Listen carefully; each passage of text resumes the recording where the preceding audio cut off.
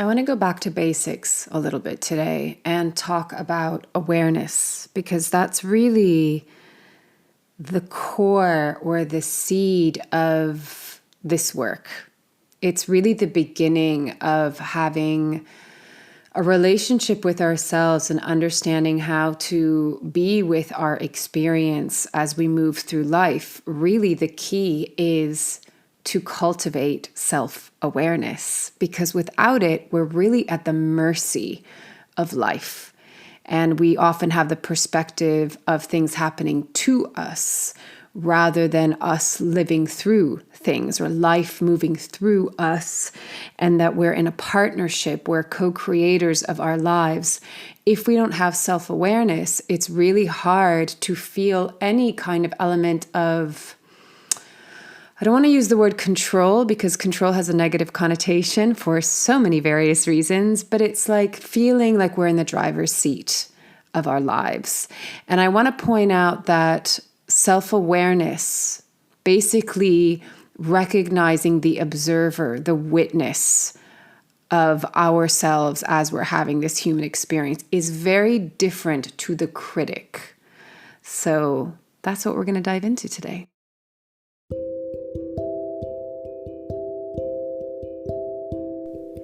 This is Corinne Bloom, and you're listening to Raw Conversations. When I say that we're at the mercy of our life, that includes we're kind of at the mercy of our unconscious triggers, woundings, behavior, essentially. And so self-awareness is really the beginning.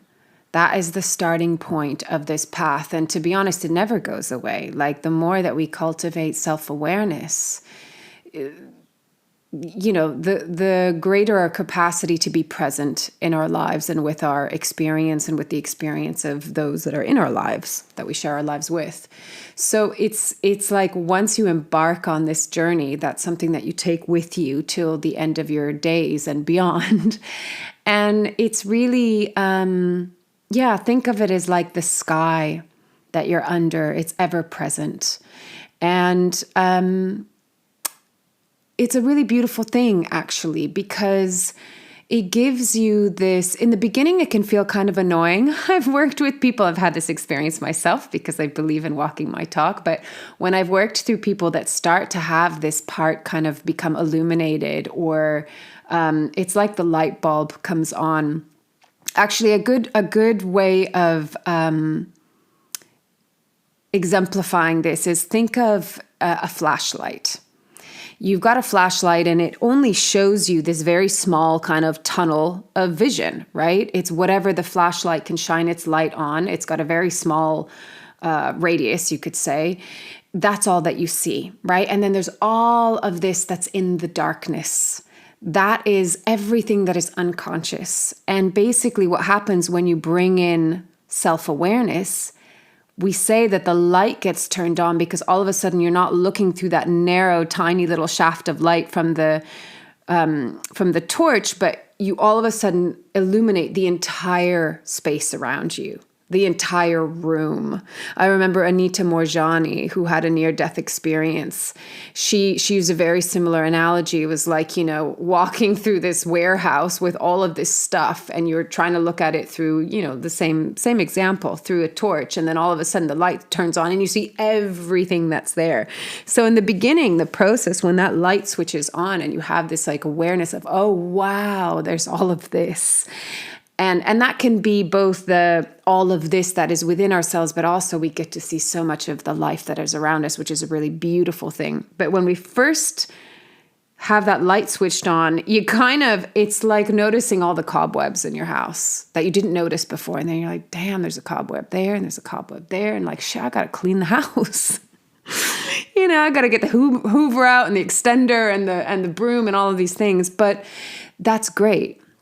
It's a great thing. It can be confronting in the beginning because you see all of the stuff that needs just basically your loving attention. It doesn't need scrutiny. It just needs your loving attention. But then this is what brings you into the driver's seat, is that you are no longer at the mercy of your unconscious behavior, of your unconscious reactions. So self-awareness is basically just turning the light on and being the witness and the observer that can kind of hover over you and just watch what's going on for you. So for example, when you're witness, when the observer, when the self-awareness becomes heightened, you could be in the middle of an argument with your partner, let's say. And as you're arguing, the witness, self-awareness will go, oh, you're triggered right now. This is what triggered you. This is why you got triggered. Oh, this is what you're really needing. And sometimes it will even go, you have a choice right now. How do you want to respond? You have a choice to name for yourself or out in the open air that you're triggered and this is what's happening and you're having a reaction because you're not in conscious awareness and so you're not choosing to respond in this moment. And we always have the choice. Again, the thing is that in the beginning, because we haven't flexed that muscle, we tend to go into the survival kind of habitual reactivity that we're used to. And that's why, especially in relationship, but it's, transferable to all situations in your life, we repeat patterns, we repeat cycles, we repeat arguments because we never get to a point of resolution because we're just looking at the symptom and we're not looking at the core. And self-awareness helps us to recognize what's happening at the core. And if we don't have that, we just keep on replicating because there will never be a resolution. If you don't look at the core, there will never be a resolution. If you just kind of deal with the symptoms and you have a spat and then, you find a way of like patching it up and moving on, like, yeah, you're going to come back to that, right? There is no way. You're just covering up something or sweeping it under the rug.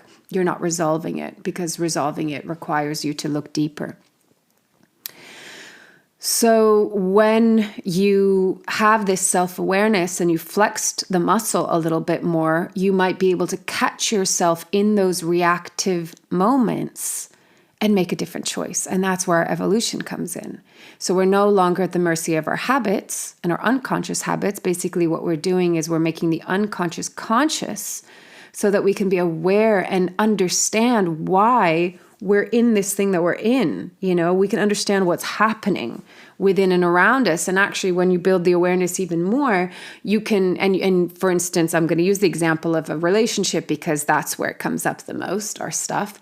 You can observe the other person's triggers, the other person's wounding coming up, their insecurities, their belief systems. And actually, this is a really important part of being in relationship. And I always really commend the couples that will come to someone like me or, some other kind of therapist to work on their relationship before it gets bad.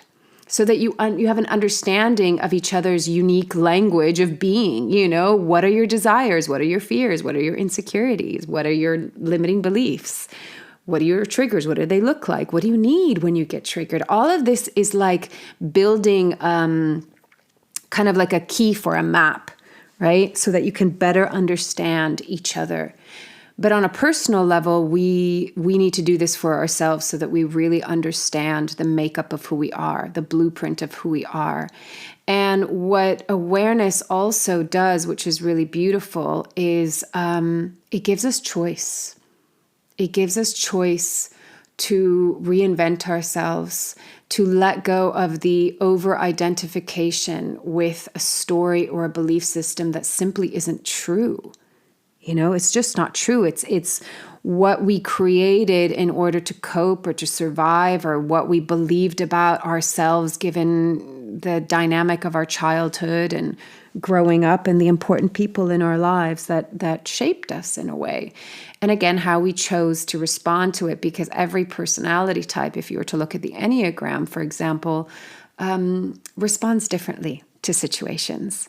That's why even within the same family unit, siblings can be very different from one another because of the way that they choose to, I don't even want to say choose because sometimes it's an unconscious choice. The way that they react to the same situation can be very, very different. So coming back to this, what self-awareness can give us is that, even amidst an argument, can we be aware of ourselves and what's going on? And then it's like next level shit when you can be aware of what's going on for your partner. Because if you're in an unconscious state, you're totally triggered, you're completely reactive, you will not even be able to begin to imagine what's going on for your partner because you're just in survival mode. You're in attack and defense mode most of the time. And all of this is unconscious behavior. And I want to make the point that there's no part of this deserves any kind of judgment. The critic will come in and want to criticize this and that and the other. But the critic, we have to understand, is coming from a place of you're not good enough.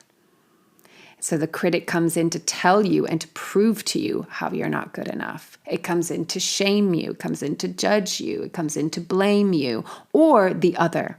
Like if we want to project all that stuff and go, it's your fault. I'm going to shame you, I'm going to blame you, right? Neither is conscious. Neither is coming from a place of self-worth. So the process of doing this work is to firstly cultivate and flex this muscle of self-awareness so that we can move through the layers and strip back what the parts that just aren't us. There are learnt behavior, there are trauma, there are hurt and pain and wounding and the stories that we made of it, about all of it, and everything that we didn't process in the moment that we just layer on top of it, of each other. It's like layer upon layer. I think I spoke to this last week that, my friend that was like, I just want to be a pepper, one skin, none of this onion crap that it's just, you have to go through layer, through layer, through layer. But it's because if we don't process our trauma and our hurt and our pain and our suffering and our reactivity in the moment, we're going to layer it on top of experience after experience. And that's what creates the density, as I spoke to last week. So how do we begin to have self-awareness? When someone comes to me and we do a session, we will look at whatever situation is going on in their life that is causing them, whatever you want to call it, struggle, challenge, pain, suffering, fear, anxiety. And we will kind of move through where is that coming from? And the way to get to that is you have to first just recognize, okay, this is what's happening. This is the pattern. So patterns are very, very useful to show us that something is habitual. Because if it's just random, if it's just one-off, okay, that might be something different. But when we can go, oh, right, this is a pattern in my life. This has been a pattern in my life. And one thing when we look back at our relationships, it's very humbling, but equally empowering to take the self-responsibility and look back and go, what part did I play in this? Because it always takes two to tango, right? I mean, I'm shelving like proper abuse, whether it's emotional or physical, because that's a whole other topic. But most of the time we both people collude, both people add to a dynamic. And even if it's just allowing a certain dynamic to happen, that we need to take the sorry, I can't talk this morning. We need to take the self-responsibility to go, you know what? Actually, I don't want to be treated that way. And we can say, this is how it makes me feel. This is how I'd like to be treated. And then if that person doesn't have the maturity or the capacity or the awareness to do that, then it is our responsibility to say, you know what? No, this isn't good for me. This isn't healthy for me. I'm not going to take part in this anymore. Because if we don't take that self-responsibility and we stay in that dynamic, and then 5 years later, we could get to the resentment and the anger and the blame, and you did this to me, and that's unfair. But actually, when we boil it down, it's like, well, we had the choice to leave, right? So this is about becoming the adult.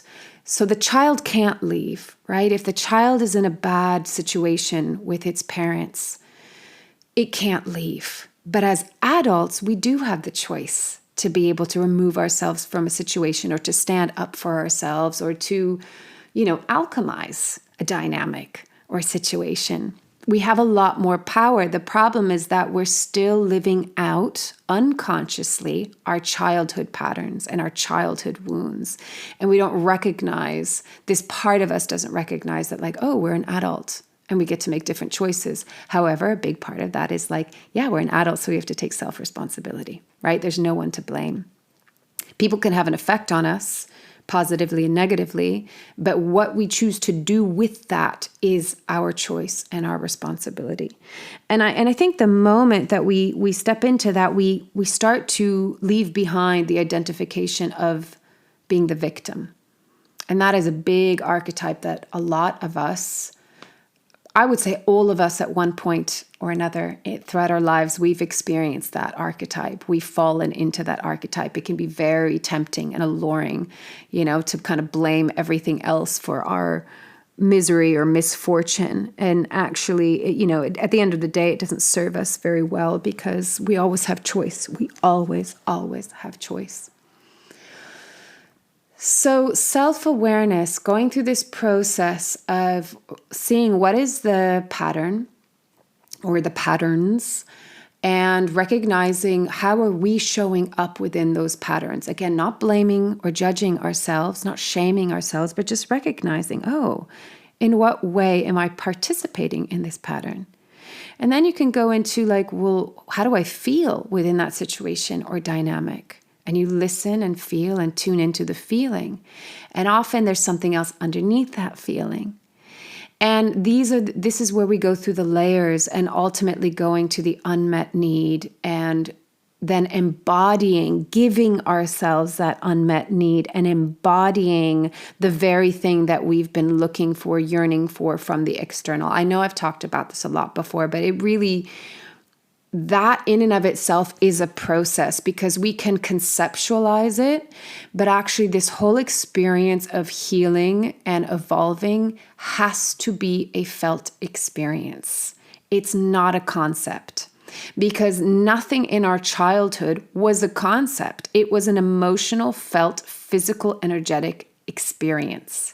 And so we have to go back into those fibers of our beings to shift things, to redefine them, to alchemize and transform them and evolve them so that they can grow up into the adult that we are today, and a healthy adult that, that we love ourselves and we respect ourselves and, we really can feel our worth. That's why I have said over many years that affirmations can be useful, but if they're not attached to a feeling and the embodiment of what they actually mean, they're just words. They're empty words, and you can parrot them and you can, repeat them again and again and again. But if it's not associated and connected to an embodied state of being, it won't make that much of a difference.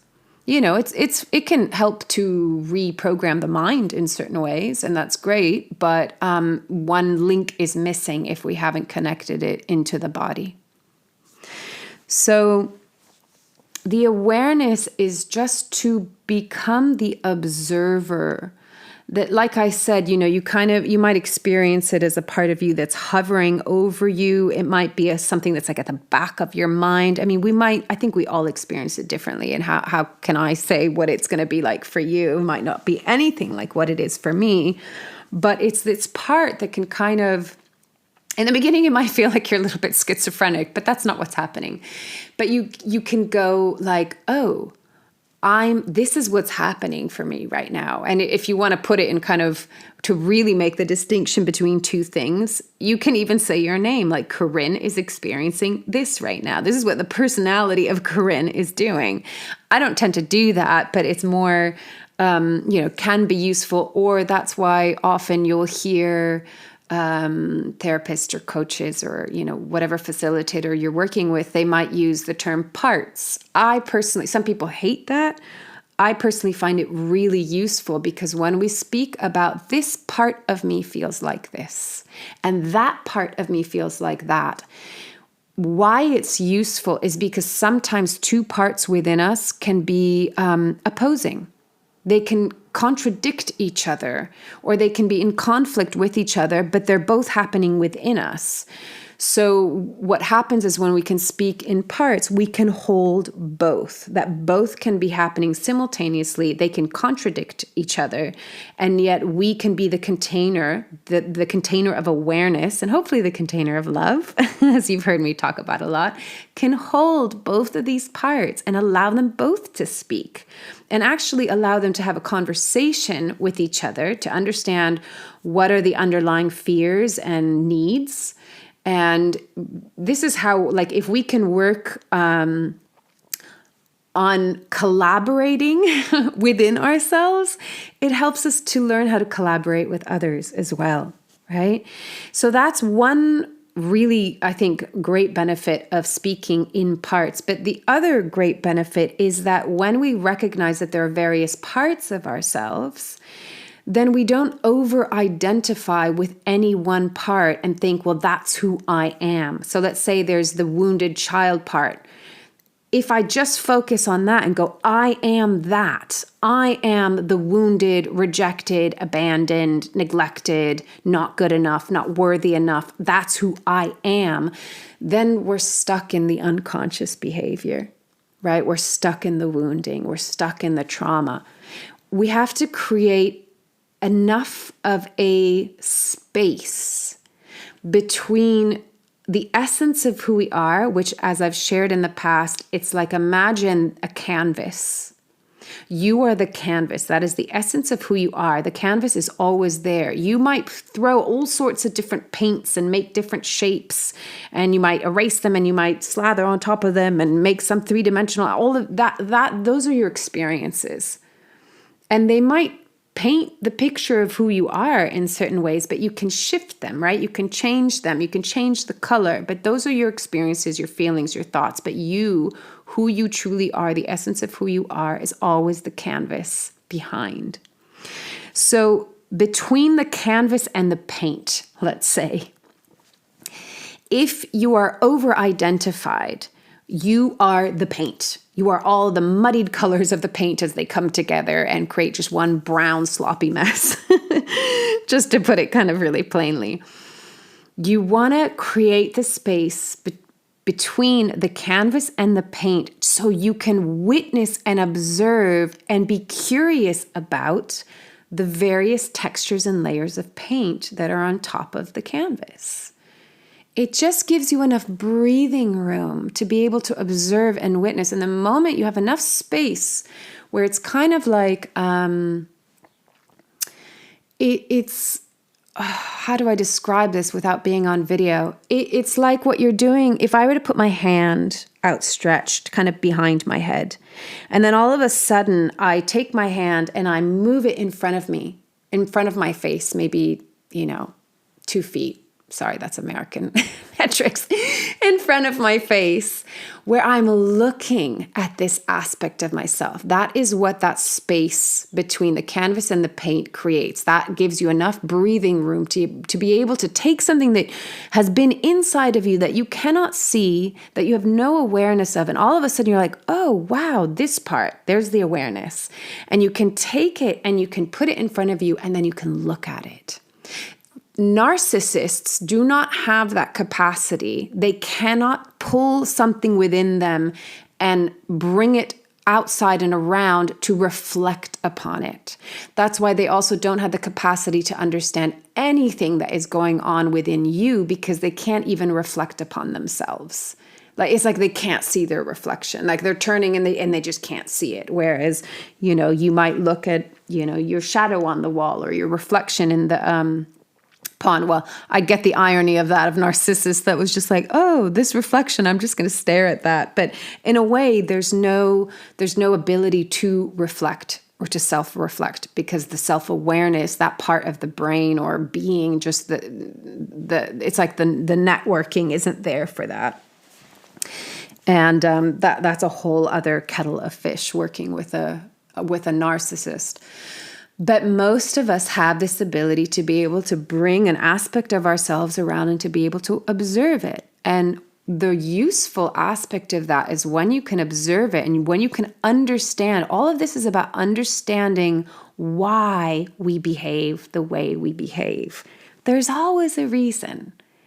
We can go into like, why am I behaving this way? Like, I'm an adult, but I'm acting like a child. Why? And then we berate ourselves, we criticize ourselves. There's always a reason, and that reason always deserves compassion and love and kindness and understanding, because normally it's coming from a place of pain. It's scared. It feels alone. It feels rejected. It feels not good enough. All of these, it could be various reasons, but all of them deserve love. They deserve our loving attention. So, bringing these aspects of us around so that we can look at them and understand, why am I behaving the way I'm behaving? And then when you have the understanding and you go to the core of why that behavior, what is the motivation for that behavior? What is driving that behavior? And you go to like, what is it needing that it doesn't have, right? And again, most of the time that's just like, we might say validation or inclusion or acceptance. But really what it is love. Like that is just the nectar for everything. It really is. It is the quote unquote solution for all things is love. But sometimes we have to really get specific as to what is requiring our love. Because then when we can go to that, then the journey, the process, the work becomes, how do I continue to love that part of me as it will inevitably show up in my life, as it has been for 20, 30, 40, however many years, let's say majority of your life, because a lot of this happens when we're very young. So however old you are, knock off a few years, maybe, and that's probably how long you've been in this kind of habitual pattern of behavior, unconscious behavior. And so you start to just notice, the self-awareness comes in of like, oh, that part of me is coming up in this situation. Oh, that was the part of me that's not good enough. Oh, that's the part of me that felt rejected. And you start to just notice it. You're noticing the cobwebs, right?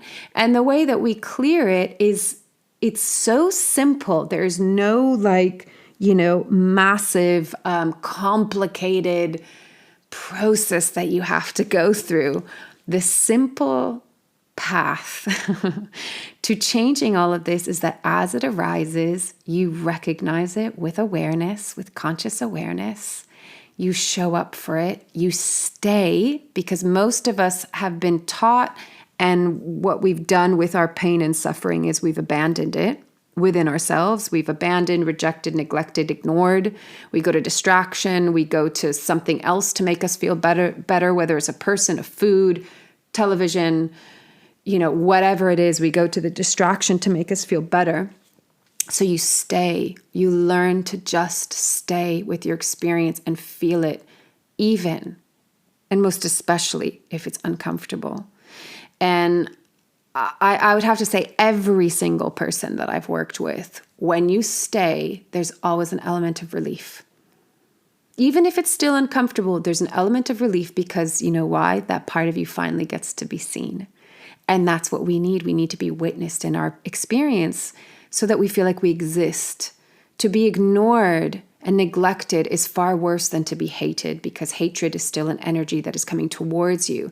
Being ignored and neglected is like you do not exist, and that is the ultimate wound, That is the ultimate, like, I'm not wanted and I don't even exist because I'm not even seen, I'm invisible.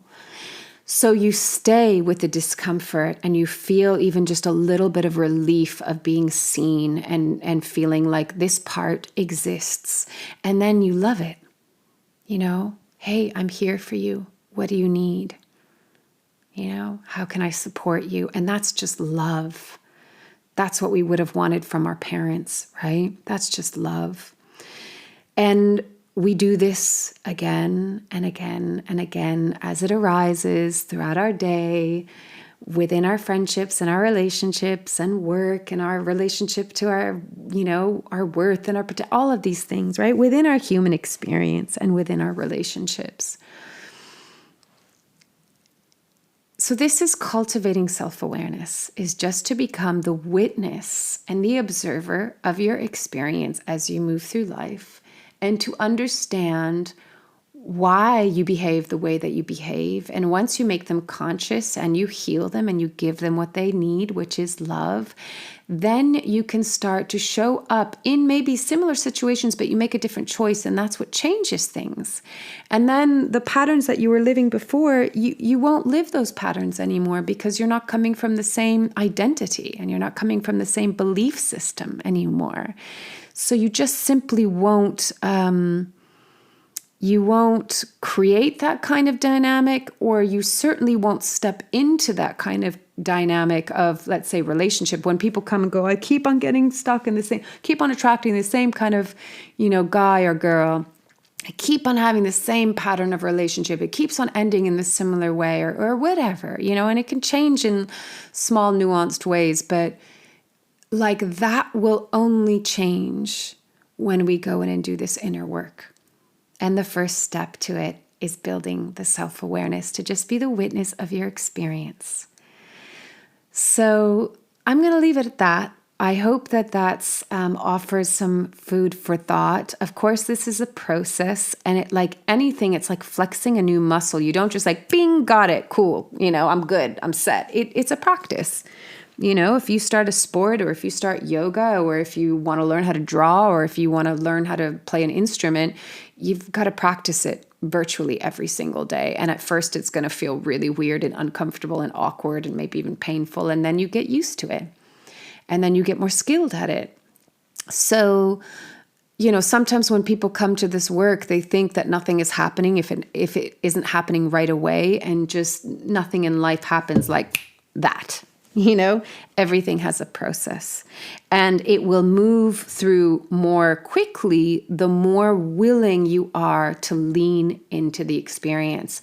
You can listen to last week's podcast about how I talk about allowing, like leaning into the experience rather than resisting. Are you in a state of tension, or are you in a state of relaxation? Relaxation simply means I'm not fighting against my present experience. I'm allowing it. So the more that you can do that, and the more that you can trust and surrender into your experience and into life, then yeah, it will move through more swiftly. But that shouldn't be the goal or the point. You've got to really trust the timing of things and trust the relationship that you're building with yourself. And some people need more time, and they need to go more gently, because what you're building along the way is trust. And if you don't trust yourself, which most of us actually have to learn how to trust ourselves, it might not be innate. That takes time. Trust requires time, and trust requires consistency. When this part goes, oh, you're consistently showing up for me in a loving, present way. Okay, now I can relax, because I trust you're going to show up, and you're not going to be erratic and sometimes really mean and, sometimes totally abandoning and rejecting. There's a consistency of showing up with love, with presence, with kindness, really. So, as always, take it or leave it as feels right for you, and loving you from afar.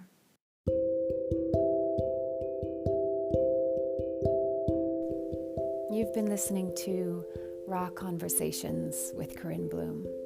Thanks so much for showing up, listening in, and being a part of the conversation with me.